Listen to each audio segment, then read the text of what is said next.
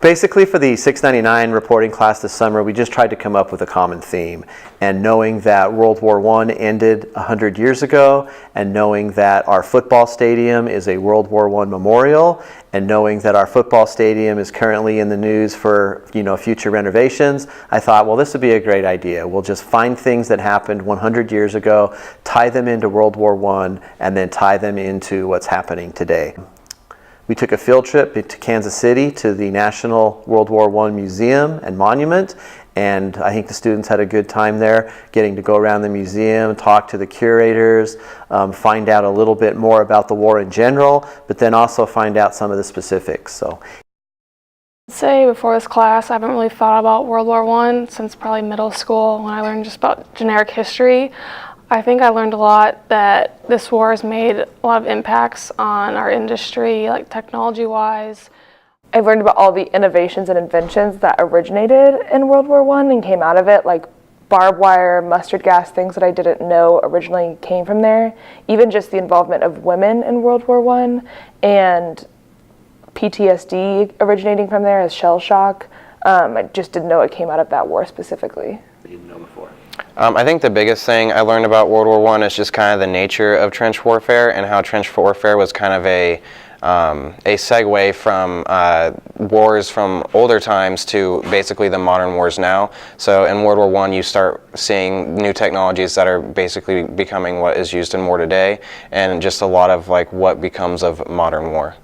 One thing that I have learned about World War I that I did not know before is a lot of our everyday habits do come out of what has occurred during that period of time. And so there's just a lot of things that we use and do and think every day that have come out of that you wouldn't think it would live so long. Name one thing. Be specific. One thing I learned about World War I is passports were created. A bunch of things such as passports, camouflage, stuff like that are pretty common nowadays. I had no idea those were kind of invented around that time.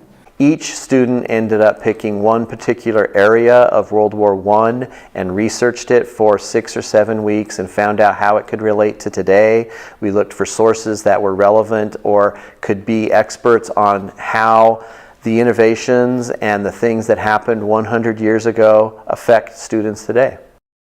I looked up and found that prescription drugs like the prescription opiates were being used in World War I and World War II for soldiers, but then the illicit version of those drugs became really expanded upon in the Vietnam War and were used frequently by soldiers there. But the United States started drug screening around the Vietnam War, and since then illicit drugs have been impossible for soldiers to use without losing their jobs.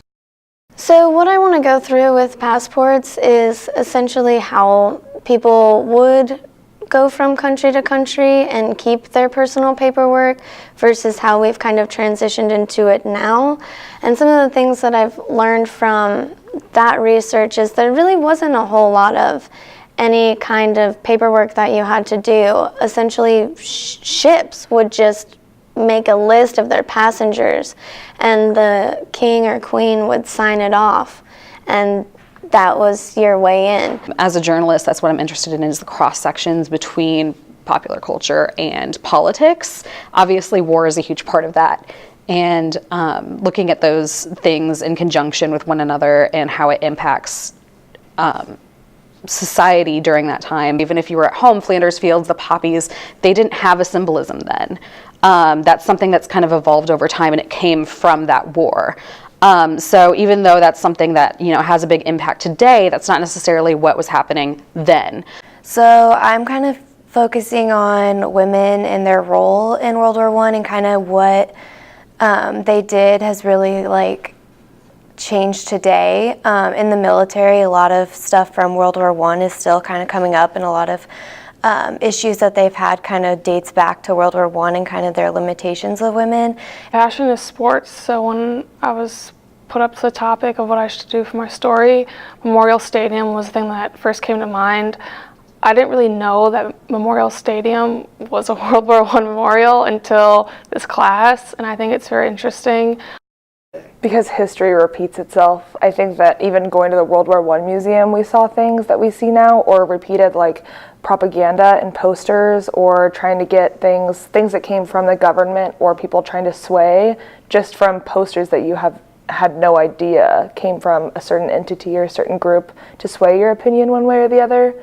And talking to people about what my enterprise story is about, which is protests, and how they're just little things influence people, like people standing up on Wesco Beach at KU. That goes back to World War I and when people would protest. So I chose to research PTSD. Back then it was called shell shock, and so I was interested to know how the soldiers dealt with that, how their leaders dealt with those soldiers. And to my surprise, they were looked at as cowards. They were just not treated well. They just kind of were left to deal with it themselves. My enterprise story is focusing on the service dogs, but in like the police force. And we know from like research that has come out about like animals in the military who've come back with like stress and PTSD disorders, but nobody really ever talks about like police dogs, because they serve almost the same capacity as military dogs, but nobody like really ever thinks about, do these animals have stress from, like they can't just settle down once they get off for a shift, like they're not humans, they can't just talk to someone and unwind. So what you'll see on this website, 9 students, they each picked a specific area. They also wrote some other stories that had to do with the 4th of July and anything that we could do to tie World War I and events from 100 years ago into today's issues.